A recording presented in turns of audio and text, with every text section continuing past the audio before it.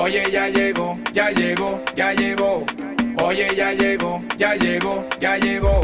Comenzó el corito histórico, histórico. Comenzó el corito histórico, histórico. El podcast en idiomas de la calle. Si no lo conoces, mejor que te calles. Esto es para gente común y corriente. De lo que sucede, siempre está pendiente. Con Javier Lara y Dorian Márquez. Así que para la oreja que no repito, óyeme. ¡Bum! Panas y bellas damas, sean bienvenidos a una nueva edición de la sección de preguntas y respuestas del Corito Histórico. Chayanne se llama Elmer. ¡Eso! Como en todos los inicios del fin de semana, nosotros estamos aquí haciendo la tarea, trayéndoles los resultados de nuestras investigaciones por esas preguntas que ustedes nos hacen a través de nuestro sistema Elmer Nominal para discusiones objetivas beta. Aquí te habla Dorian Márquez. Dite algo, profesor Javier Lara. Así es, así es, así es. Este es el Corito Histórico, el podcast donde les contamos la historia de Venezuela de una forma amena, clara, concisa y entendible. Es decir, como no te la contaron tus lamentables profesores de historia de Venezuela del bachillerato, que es una razón por la cual terminaste votando por Chávez. No olviden tampoco que el Corito Histórico es el podcast que te enseña y si te descuidas también te preña, pero solamente si tú quieres, bella dama. Solo si tú lo deseas y estás consciente de ello, porque las cosas siempre deben hacerse, como dicen en el vallenato, con sentimiento. Eso es correcto y positivo. Bueno, hoy como siempre traemos 4 preguntas, 2 de mi pana Javier, 2 que traigo yo, que están bien interesantes y que bueno, ya vamos a empezar a darle chispa, candela y fuego a esto. Ya va, que se me olvidaba. Nos puedes escuchar en Spotify, Apple Podcast, Google Podcast, todas las plataformas digitales y también en YouTube en el canal de Daniel Lara Faría. También en la página web www.elcoritohistorico.com, además de la sección que se llama Elmer, donde pueden dejar las preguntas para esta sección. Pueden descargarse los episodios en caso de que tengan un internet deficiente, simplemente se los descargan en un corto periodo de tiempo, los tienen en su dispositivo y así nos pueden escuchar sin inconvenientes de que no, que se fue la luz, que esto y lo otro. No, ya lo tienes ahí, lo puedes escuchar cuando tú lo quieras. Pero ahora sí, vamos a darle a esto, ¿no es así, Dorian? Vamos a reciar en este asunto. Yo voy a empezar. A recién enviado. Voy a empezar aquí, claro. Yo voy a empezar con esto porque aquí es una pregunta que nos hace el pana Samuel H. Así, bueno, está identificado. Así que, bueno, lo llamamos por su AKA. Samuel H. nos pregunta, porque él estaba escuchando el episodio de Rondón en donde hay una anécdota allí sobre una carta que llega rápidamente. Y entonces él dice, ¿cómo era ese asunto de la correspondencia? ¿Cómo hacían en aquellos tiempos para mandarse las cartas que tardaban mucho? ¿Cómo funcionaba ese sistema? Y, bueno, es interesante.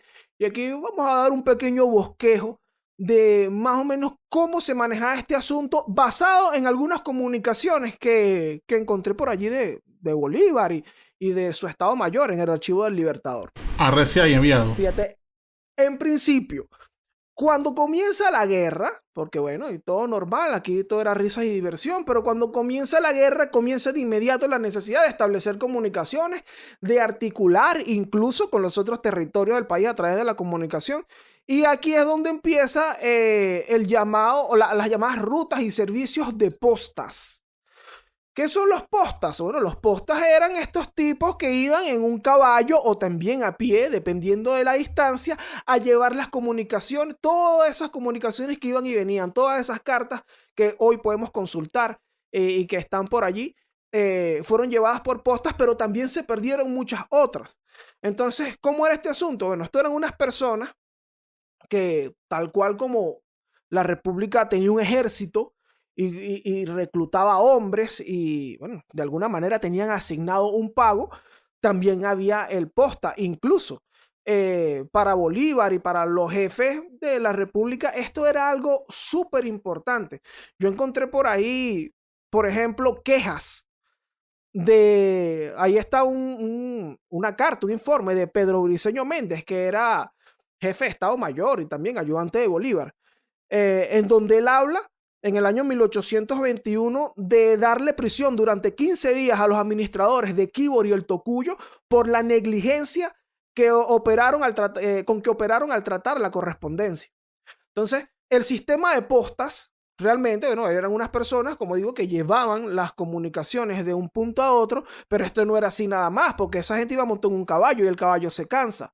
A medida que se iba desarrollando esta red, se iban estableciendo casas en los caminos verdes que se establecían, porque estamos hablando de la guerra, no puedo pasar por vías principales, tengo que tener mis propias... Tener sus trochas, pues, por decirlo así, unas trochas ahí, sí, las trochas de siempre, que uno ve actualmente en la Venezuela actual. Efecto. O sea, hay unas trochas ahí donde entonces ellos tienen ahí con escondrijos y cosas, ¿no? Tal cual. Y además, los postas tenían que ser unos vaquianos. O sea, tienen que ser unos tipos que de alguna manera, mira, yo voy a llevarla, yo soy el posta que en los Andes. Bueno, yo tengo que saber desplazarme de Mérida a Trujillo, Táchira. Y cuando las distancias eran más largas, entonces en esas esconditos, en esas casas que habían donde se supone tenían que haber caballos para ellos reemplazar la monta, también podían haber relevos. Entonces, bueno, había un tipo que era el que conocía en el centro y bueno, se desplazaba luego ahí con sus caballos. Obviamente el tiempo de las comunicaciones era bastante largo y siempre se buscaba era optimizar esto lo más posible. Por eso hay comunicaciones de Bolívar diciendo que este servicio tiene que ser rápido, que hay que pagar más personal y cosas por el estilo. Era como pagar el envío expreso o el envío normal, por el correo postal aquí en Europa. Había gente que tenía que cobrar doble por las distancias o los tiempos que tenían que mantenerse en la vía. Entonces, también encontré por allí que, bueno, Bolívar también aprobando en Guayana, por ejemplo, un servicio de postas, que es precisamente, bueno, y cómo se manejaba esto además, porque este era un tipo que iba a entregar una carta. Pero ¿cómo tú le entregabas una carta a cualquier gente por ahí? Bueno, también esto era un asunto en donde se tenían que manejar con un santo y seña. Por ahí yo encontré, por ejemplo, una comunicación de Bolívar que preguntaba cuáles eran el vocabulario o clave que se le había enviado al coronel Lara, Jacinto Lara, para comunicarse con él. O sea, tenían unos códigos. Entonces, claro, te acercabas al tipo y le decía la pámpara y el otro te respondía prendía. Y después te debía responder fuck you. Eso. Y él decía, tú no entiendes. Ya, tú sabes que ahí ese es el tipo al que tú le dabas la carta. Entonces era muy importante el tema del santo y seña, incluso en la correspondencia, en el archivo del Libertador. O'Leary también recoge en par de tomos ahí muchas comunicaciones que tienen que ver con los santos y señas que se usaban. Entonces, bueno, era un puesto bastante delicado. Ser un posta, tenías que tener estas características y además tenías que ser un tipo sumamente comprometido con la causa. Por ahí dice, porque obviamente tú estás llevando las comunicaciones. Por ahí dice Pedro Briceño Méndez que los administradores de postas y los maestros de postas, o sea, la gente que, los jefes de este asunto y los que llevaban las cartas tenían que ser hombres inteligentes y patriotas que tengan interés por el bien público. Porque, bueno, obviamente... y hacen mucho énfasis, además, me llama la atención que en todas las comunicaciones al respecto hacen mucho énfasis en que si el servicio de posta falla, puede ocurrir una calamidad. Y es real. Claro, o sea, una comunicación interceptada, coño, lo que jode es increíble. Bueno, lo contamos eso más o menos en los episodios sobre los colombianos, el caso de Deluyar, de Girardot, de cómo una comunicación, por ejemplo, le jodió la batalla en el cerro de San Bartolomé. Sí, una correspondencia interceptada, igualmente una tardanza, igualmente, bueno, todo esto. Y en la cuestión de los tiempos, bueno, ya te fijas, tienes que recorrer distancias a caballo o en algunas a pie. Ahí está el caso que comentamos la semana pasada de José Antonio Anzoátegui, en donde el tipo se había muerto y Bolívar llevaba 3-4 días escribiendo cartas mandándole a hacer cosas. Y se entera como a los 5 días, a los 4 días de haber muerto Anzoátegui, y que mierda, mira, y todo esto que yo le mandé hace ahora. No, o también el mismo caso de la muerte de Bolívar. Ese Bolívar muere el 17 de diciembre del año 1830, pero su muerte en Caracas la gente se entera los primeros días de enero. O sea, un posta fue llevando las cartas por ahí. O sea, tardó, no sé cuántos caballos sobre, había usado como 11 caballos para llegar a Caracas a dar la noticia. Y aún así no era confirmado, o sea, porque uno decía, esos son puros inventos y vaina, hasta que ya fue después cuando, por ejemplo, llega a Caracas José Lorenzo Silva, que estaba con el momento de su muerte, y le confirmó a Antonio Bolívar lo que ya se sabía. Y ahí es cuando ya se tiene como que, no, sí, es verdad. Y eso fue, José Lorenzo Silva llegó a Caracas en febrero. Es decir, 2 meses para decir una confirmación de noticia. Claro. Entonces, bueno, así era. Bolívar específicamente era muy celoso con el tema de las postas ahí, correspondencia. Incluso por acá consulté una que él envía desde Colombia en el año 1821, en donde él exige que las casas de postas, en donde están estos caballos, en donde están los relevos, en donde están las administraciones de esta correspondencia, sean llevadas por personas que sean comprobadamente patriotas, que sean comprobadamente de su bando, porque, bueno, esto podía generar muchísimos problemas. Era de verdad un verdadero peo llevar la correspondencia y, claro, en estos momentos contamos con un montón de documentos que pasaron por ese sistema, pero también se perdieron otro montón de documentos y correspondencia y ocurrieron calamidades por ello. Sí, pero por suerte, la mayoría llegaron, se resguardaron y bueno, son esas cosas que ha recopilado, bueno, las que tenemos en Archivo Libertador en la página web, que eso lo ha recopilado desde Pedro Briceño Méndez, Vicente Lecuna, toda esa gente y bueno, por obra y gracias a esos postas que tanto dieron para que esas correspondencias llegaran a tiempo. Exactamente. Entonces, bueno, esto es lo que hay con el servicio de correspondencia en los tiempos de la Guerra de Independencia. Le doy yo ahora. Plomo a la AMPA, que se pudran en la cárcel, ¿no decían por ahí? Sí, eso lo decía Peña, pero no hablemos de Peña, eso es para lo siguiente. Aquí preguntan, ¿qué hay de cierto en lo que dicen algunos chavestias de que MacGregor fundó una república bolivariana de la Florida en la actual, valga la redundancia, Florida de los Estados Unidos? Esto lo pregunta un tal E.J. George. Bueno, mi pana, mira, no es un invento de los chavistas. Sí pasó. Esto lo hizo Gregor MacGregor, a quien nosotros conocemos, Dorian y yo, como nuestro estafador favorito, en una de sus muchas aventuras fuera de Venezuela. Esto incluso lo comentamos y vamos a darte el link para que profundices un poco. En el episodio, uno de los primeros episodios del Corito, de hecho, que es el que llamamos Los Procesos Corruptos, donde contamos, por ejemplo, las aventuras de ese sujeto, ese escocés, sobre todo enfocándonos en lo que hizo después de la guerra, cuando se dedicó a esquilmar bolsillos europeos. O sea, ya una cosa loca de él, esquilmando gente, a costa de decir que él tenía unas tierras en la actual Nicaragua, pero eso es en otro costal, pero pásate por allá para que escuches el cuentico. Pero el caso es que sí, mi pana. Gregor MacGregor, para el año 1816, él se había ido a los Estados Unidos. O sea, él estaba ahí en modo de, no, vamos a retirarnos, a vacilar, vamos a ver qué hacemos aquí en Estados Unidos. Pero pasa que él se va a Filadelfia y se encuentra allí con unos panas. ¿Con cuáles panas? Bueno, con el corillo patriótico. Porque en Filadelfia estaban viviendo Lino de Clemente, Juan Germán Rocio, recién escapado de la cárcel, y Pedro Gual. Y estos panas le dicen, mira, Gregor, Bolívar te tiene una tareita que hacer. Le dicen que Bolívar quiere abrir un nuevo frente contra España en América. Es decir, que Bolívar está en angosturas con su poder de Tercera República, pero a su vez él siente que se le puede echar una baña a los españoles mucho más al norte, que se puede hacer una base en la Florida para desde allí atacar Cuba y más adelante Puerto Rico, porque la Florida es un territorio que sí es parte de España entonces, pero eso es en los papeles, porque esa vaina progresivamente la habían ido abandonando, o sea, y solamente fue quedando unos pocos soldados, sobre todo en una pequeña base, una islita pequeñita llamada la Isla de Amelia, que es un pequeño pedacito de tierra que está ubicado frente a la costa de Jacksonville. Es decir, eso ni siquiera es la Florida, o sea, eso no es la Florida que uno piensa que así Miami, calor, sudor, veneno, reggaetón, no, nada de eso. O sea, esto es una islita chiquitica fuera de lo que es la península, o sea, nada de eso. O sea, eso no es donde están nuestros panas haciendo Uber o vacilando, manejando y subiendo para Instagram, no. Esto es una islita allí frente a Jacksonville, más nada. Pero allí estaba el llamado fuerte de San Carlos de Fernandina, que es un fuerte donde estaban unos pocos españoles que quedaban allí como simplemente haciendo actos de presencia formal.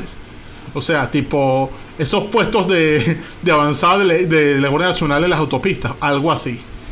Y entonces ahí le dicen, mira, Gregor, tómate esa vaina y desde allí podemos hacer una vaina buena. O sea, tú declaras ahí una nueva República de Florida, la asocias a la República de Venezuela, y bueno, desde ahí podemos echarle bolas. Conquistamos Florida, después de Florida, bueno, Cuba y después Worldwide. Entonces MacGregor, que era aventurado, dice, coño, sí va, se presta. Y entonces él, con sus amigos de Filadelfia, recluta como 150 veteranos, sobre todo en la guerra del 1812, es decir, esa gente que luchó casi con Beluche para los gringos. Bueno, con toda esa gente y se lanzó para allá el 29 de junio de 1817. Invadieron esa vaina, echaron a los pocos españoles que estaban ahí y de esa manera izaron la bandera de Florida, que es una bandera blanca con una cruz de color verde en el medio. Igual voy a ver si la gente de producción la puede poner en pantalla, dando así inicio a la República de Florida. Es decir, ya había nacido una república en las Américas. Y no solo eso, o sea, él llegó allí, pero él dijo, bueno, una república no solamente unos tipos tomando un sitio, a esto hay que darle un sustento legal. Y se dio para allá a Pedro Gual, que era un experto en derecho, digamos. Y entonces Pedro Gual se dedicó a crear constitución, a crear leyes, se llevó una imprenta, y entonces allí empezaron a darle patentes de corso a marinos para que lucharan en nombre de esta república. Crearon hasta monedas, o sea, hay monedas de la República de Florida. O sea, por ahí andan. Imagino que deben valer algo hoy. Deben valer más que un bolívar, por lo menos.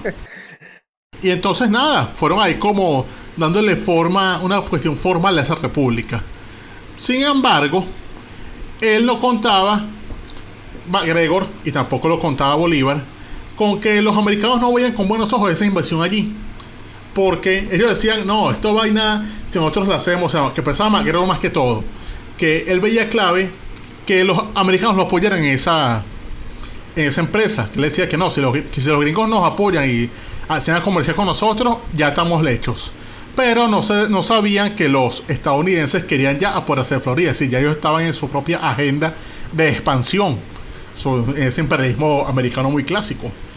Y entonces es allí cuando James Monroe, el presidente estadounidense, empezó a ver a esa gente como mal. Y esto, o sea, esta vaina se instaló el 29 de junio. Pero ya para agosto, uno de esos muchos decretos, James Monroe dijo definitivamente, mira, nosotros no podemos tener esos tipos allí jugando la partida que se quieran apoderar de Florida. Y entonces James Monroe declaró a los que estaban en la isla de Amelia, los declaró como piratas. Es decir, dio el primer paso para enviar allá una expedición militar. Es decir, que los iban a echar.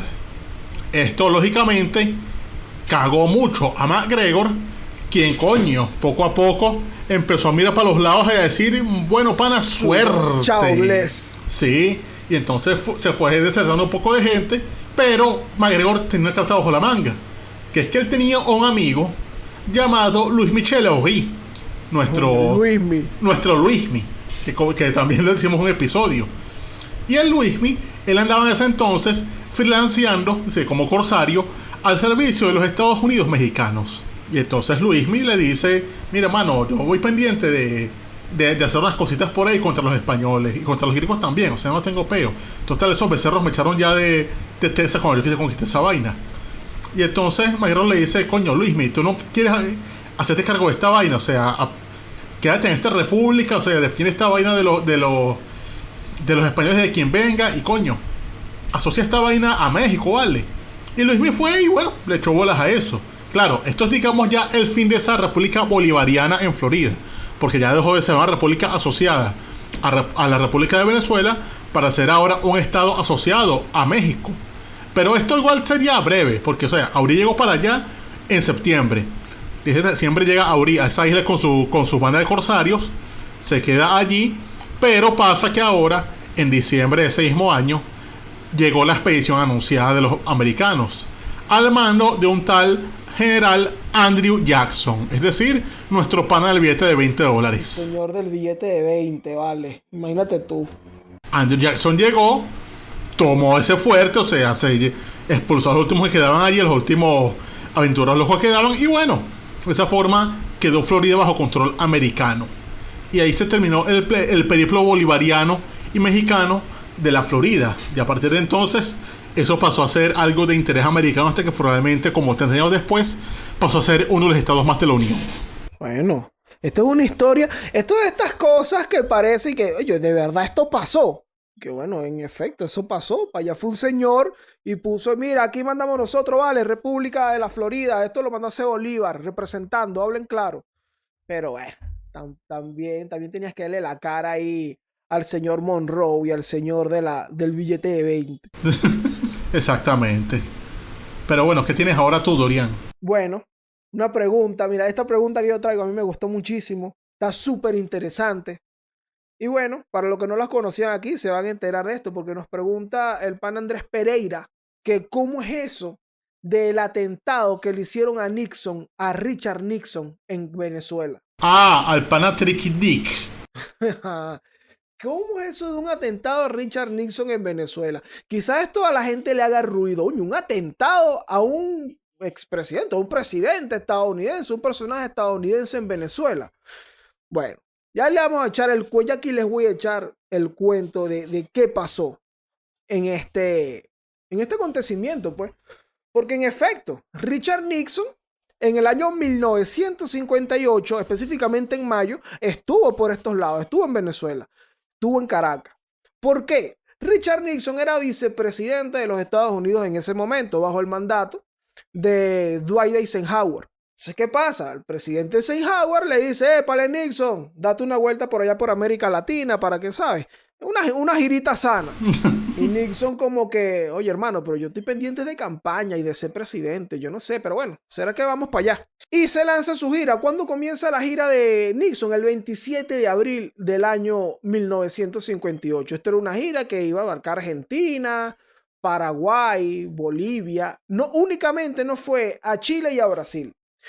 Pero entonces se tenía previsto que Nixon llegara a Caracas, a Venezuela, el martes 13 de mayo. Entonces empieza el 12 de mayo, hermano. Llega ahí una comunicación rara y el Nacional publica una nota que dice: supuesto atentado contra Nixon en Caracas, denuncian ante el servicio secreto. ¿Cómo? Lo tenían precisado. Ajá, y mira, hay un atentado para Nixon. ¿Y cómo es esto? Vale. De inmediato aparecen unas notas también luego en el Nacional de personajes del Partido Comunista, como Gustavo Machado, diciendo y que, hermano, no, yo no fui, a mí no me gusta esto de los atentados, esto no es lo de uno. El mismo Rómulo Betancourt se pronuncia y dice que esa versión es increíble y absurda, que Venezuela no es un país de cobardes y disparar tiros o piedras contra un huésped sería un acto contrario a la tradición y al modo de ser de los venezolanos. Incluso, bueno, él expresó su opinión hablando en nombre de Acción Democrática y, bueno, respaldando también, porque en ese momento estamos hablando de que en Venezuela el gobierno lo tiene la Junta Revolución. La Junta de Gobierno. La Junta de Gobierno, sí, con el presidente... Con Wolfgang Larrazábal a la cabeza. Sí, Larrazábal, es correcto. Entonces, bueno, se da este chismecito aquí. El 13 de mayo, un día martes de 1958, llega Richard Nixon al aeropuerto de Maiquetía. Aterriza el avión, sale la escalerita, se está bajando Nixon ahí en la pista de aterrizaje y cuando ve para el frente, ahí hay un balcón que da hacia la pista de aterrizaje, lo primero que se encuentra es un poco de gente con una pancarta grandota que dice Nixon marico. No, dice fuera Nixon. Realmente. Aunque la segunda habría sido también algo típico. La primera habría sido algo típico porque es algo que sí habría sido muy guaireño, porque así somos. Exacto. Decía fuera Nixon. Y bueno, y hay una gente ahí protestando y puteando a Nixon. Entonces ese señor se baja de su avión y su acción es, o sea, lo que él busca hacer es acercarse a la gente, porque él, bueno, estos tipos están así porque no me conocen, porque yo soy un carajo super pana. Y empiezan los manifestantes, la gente que está ahí, a abuchearlo y a escupirlo. Coño. Y ahí salen escupidos Nixon y su mujer. Los montan en un carro y que bueno, ajá, presidente, vámonos, porque el acto inmediato a su llegada era una ofrenda que se iba a dar en el Panteón Nacional. Iba a visitar los restos de Bolívar y tal. Va el carro rodando por la autopista. Cuando va llegando a la Plaza Sucre en Catia, tú sabes que eso es lo primero que te encuentras llegando a Caracas. ¡Pum! La plaza allá en Catia. Claro, saca tu teléfono en Catia, mano. Claro, otro combo más ahí protestando y ese combo le cayó encima al carro. Ay, Dios mío. Y eso fue patá, kung fu, piedra, botella, coñazo. Salieron los agentes del servicio secreto que protegían a Nixon, apartaron a la gente con sus armas y tal, y el carro pudo seguir. Se suspende el acto en el Panteón, se llevan a Nixon para la embajada. Incluso esto lo manifiesta Nixon en su libro, se llama Seis Crisis, que él dice que me puse prácticamente enfermo al ver la furia en los ojos de los adolescentes que eran pocos mayores que mi hija de 12 años. Poca gente joven ahí que bueno, que fue a putearlo. El carro va a la embajada. ¿Qué está pasando aquí en la geopolítica? Ocurre esto y de inmediato los Estados Unidos dicen, hermano, ¿qué es eso que está pasando ahí? Activan a sus fuerzas que tienen por ahí en Puerto Rico, en Guantánamo, y manda al portaaviones Taragua 8 destructores y 2 naves anfibias de asalto. Mierda, eso lo pusieron frente a La Guaira. No, lo pusieron frente a La Guaira, pero acercarse a moverse, hicieron movimientos y tal, y le dieron el nombre a la operación Poor Richard. La operación Pobre Richard. ¡Ay! Pobrecito. Ahora, estos son los hechos. Esto es lo que pasó. Mira, Richard Nixon la pasó muy mal. ¿Por qué le está pasando esto a Richard Nixon llegando a Venezuela? Bueno, yo imagino que es por la cuestión de que el gobierno de Eisenhower era una política de entonces de apoyar las dictaduras que estaban en Sudamérica. O sea, apoyaban a Rojas Pinilla, apoyaban a Batista y todo eso. Eso era algo evidente. Exactamente. ¿Qué pasa? Se le atribuye mucho este movimiento, digamos, a los comunistas y esto de la época. Pero, en efecto, el gobierno de Eisenhower tenía relaciones muy estrechas con Pérez Jiménez. Incluso en el año 54 se da la 10ª Conferencia Interamericana y allí Pérez Jiménez fue condecorado con la Legión de Mérito, que es la máxima condecoración que da los Estados Unidos a un extranjero. Además, lo califican como el gobernante ideal para América Latina. Ah, sí, ya esto es para tu casa, coño de tu madre. Así que bueno, mámaselo pues. Entonces, el gobernante ideal para América Latina. Y bueno, en el 58, estos tipos estaban levantándole la mano aquí a Pérez Jiménez. Además, esto fue en el 54. En el 58, Nixon visita Venezuela en mayo. Recordemos que el 23 de enero acaba de ser derrocado Pérez Jiménez. Y en los Estados Unidos tenían a nada más y a nada menos que a Pedro Estrada. ¡Ay! O sea, no solamente que lo apoyaron, están en el poder, sino que reciben a sus esbirros y a sus bandidos en su país de lo más regla. Coño, no basta la gente recha, mano. Claro, entonces, coño, no es una vaina. Incluso hay un extracto de un editorial de Miguel Ángel Capriles de aquellos días, en Últimas Noticias, que creo que retrata, o hay algunos fragmentos que retratan muy bien las causas de este asunto. Y él dice que no debe atribuirse exclusivamente al comunismo lo que ha ocurrido. Si bien no podemos negar que fuese un miembro de los grupos juveniles comunistas, muchos de los manifestantes. Como lo hemos expresado editorialmente en mis diarios, hay motivos que han constituido un caldo de cultivo para estos sucesos.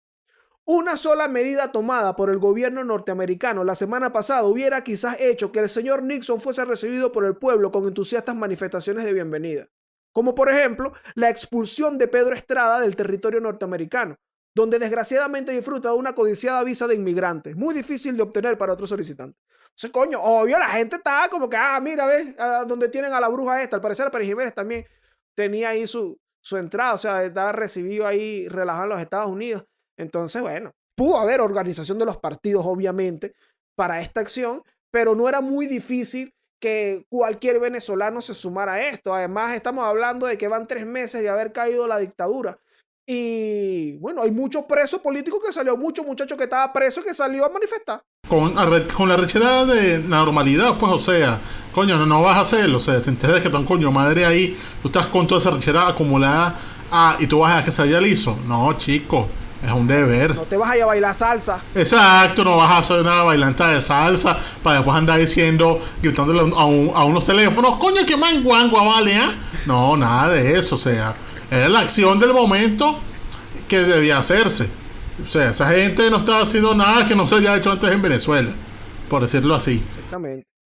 Y ojo, esto a Nixon no le pasó nada más mal en Venezuela. En Lima también hubo protestas fuertes. Seguro fueron los venecos que los jodieron. Los venecos en Lima de entonces. Sí, los venecos en Lima de aquel tiempo. Y que le tiraron piedra y de todo. En Bolivia también hubo problemas. Entonces, bueno, esta es la historia de aquel mal viaje, aquel mal rato que se le hizo pasar a Richard Nixon cuando vino a Venezuela en el año 1958. Coño, pero está bien, pues. ¿Está bien ahí? Claro, ya estamos ready con esto. Yo espero que, bueno, nuestros queridos oyentes y sobre todo a Andrés Pereira, que nos hizo esta pregunta, se haya vacilado el relato. Ojalá. Pero ahora ya tengo una para cerrar. Pregunta. Hola, panas. ¿Es verdad que la Universidad Simón Bolívar se hizo con la intención de que el régimen académico fuese tan intenso para que los estudiantes no tuvieran chance de hacer protestas ni revueltas. Porque esto me lo dijo un profesor mal bañado de la central y por eso dudo de la procedencia de la info.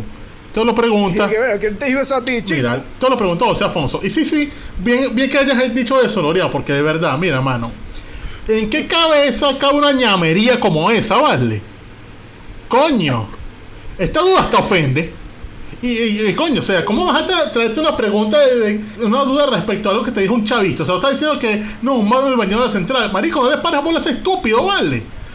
Mira, la Simón Bolívar fue una universidad que se hizo con el fin de crear carreras más orientadas a las ciencias y tecnología de entonces. Es decir, eso era algo así como lo que estaba ya entonces en Estados Unidos, lo que es el MIT, el Instituto Tecnológico de Massachusetts, que es una cuestión más orientada a lo técnico, a las ciencias puras, a carreras futurísticas, o por ejemplo, lo que hay aquí en Europa, en Alemania, las Hochschule, es decir, los institutos de altos estudios.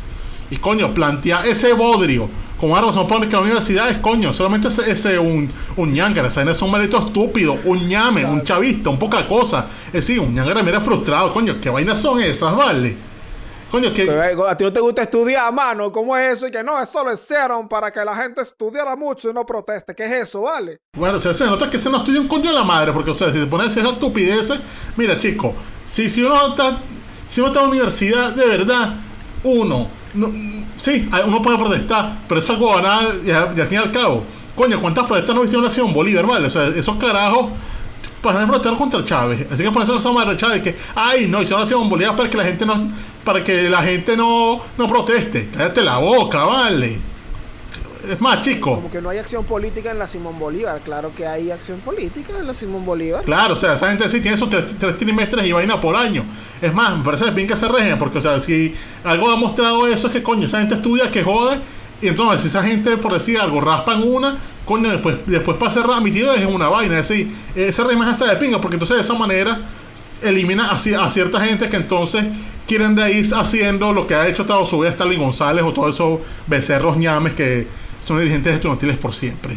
Pero, coño, es precisamente un régimen que evita tener ñames que dicen y que no, es que aquí no me dan tiempo de protestar, esto es para que yo no proteste, ¿verdad? No, es para que estudies, coño, tu madre, ponte a estudiar y deja las estupideces. Y es más, chico, terminada esta vaina, o sea, me arreché ya. O sea, estas ñamerías no me las traigan más para acá. Bueno, ahí está. Chamo, no, pero es que es una cosa que de ejercitar, como comentábamos en privado un poco, el pensamiento crítico. Y que, bueno, obviamente, ¿quién coño va a crear una universidad y que, mira, esto, aquí ponle bastante materia para que no proteste? Es esto, chico. No, vale. Bueno. Pensamiento de ñame. No te traigan ñamerías. O sea, piensen un poquito, claro. Dense cuenta. Si el que te dijo esa vaina es un ñame, un bicho que usa un bolsito tejido verde con una estrella roja y vaina, descarta esa huevonada. O sea, uno tiene que... Sí, uno en la universidad aprende muchas cosas, pero también uno tiene que darse cuenta cuando desaprender cosas. Y cosas como esa es para no aprenderlas más nunca y sobre todo para nunca repetirlas. Porque por eso vienes que te queda tanto ñame por ahí repitiendo vaguedades y después salen a decir cosas como que, por ejemplo, que Bolívar nació en Capaya. No, chico, vale. O que lo mataron en Colombia. No joda. Fíjate, de todas maneras, para complementar todo esto que acaba de comentar Javier, vamos a intentar dejarles por ahí un enlace del maestro Cristian Casablanca, diciéndoles más o menos la reacción que provocan las ñamerías. Está bueno, eso está bueno. Pero creo que esto es todo hasta hoy, ¿no es así, Dorian? Claro, así llegamos al final de la sección de preguntas y respuestas del Corito Histórico. Espero que haya sido de su agrado, que hayan aclarado dudas, que se hayan llevado algún tipo de lección y bueno, que hayan aprendido también que estamos en la universidad, también te puedes encontrar una gente loca que dice ñamerías como esta. Entonces, si te gustó, nos ayudas muchísimo con tu like, si lo estás escuchando en YouTube. Porque nosotros salimos ahí en YouTube, en el canal de Daniel Lara Farías. Allí tú nos puedes dejar tu comentario, te suscribes al canal también, que hay ahí otros contenidos bien de pinga. Y si también pones ahí en YouTube el Corito Histórico, te vas a encontrar una lista de reproducción con todos los episodios ahí.